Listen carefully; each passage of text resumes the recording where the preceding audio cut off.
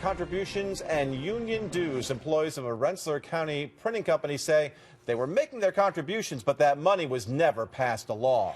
They called our investigative reporter Jennifer Lukey looking for help. Jen took their concerns straight to the company's owner and federal regulators. She joins us live tonight with the real deal.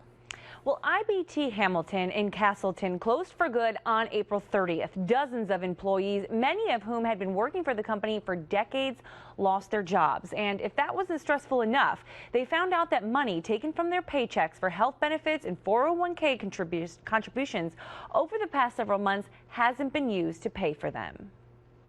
We spent more time at that plant than we did with our families, and we wanted to make the best of it and make it work. But when it didn't, all of these folks were laid off. She says they're shutting down.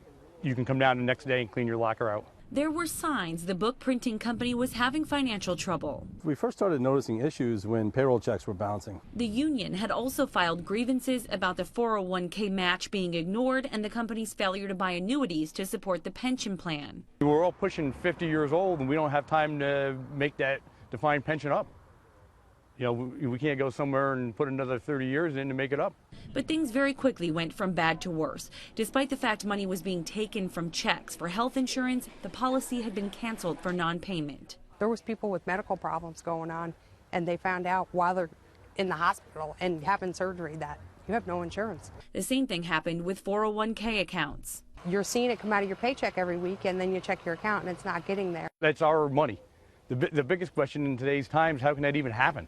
We went to IBT Hamilton today. President John Paglo wouldn't speak on camera, but told me over the phone he's working to make employees whole. Federal regulators have told him to prioritize the bill and pay off the 401k first. He claims he's doing that today. I want to believe him, but it's not, it's not happened so far. Paglo also says over the last 6 months, he's asked the union to open the contract 3 times to renegotiate and keep the plant open, but employees wouldn't budge. They're also not budging on what's still owed to them. The bottom line is, where'd the money go? It's our money. Now, the National Labor Relations Board is currently investigating all of this, as is the U.S. Labor Department. The owner of the business told me he's planning to clear up the 401k and health insurance issues. But when it comes to the pension, he claims it'll likely be taken over by the Fed's Benefit Guarantee Corporation, which would determine what's best. You can bet that we'll stay on top of all of this and bring you updates as we get them. And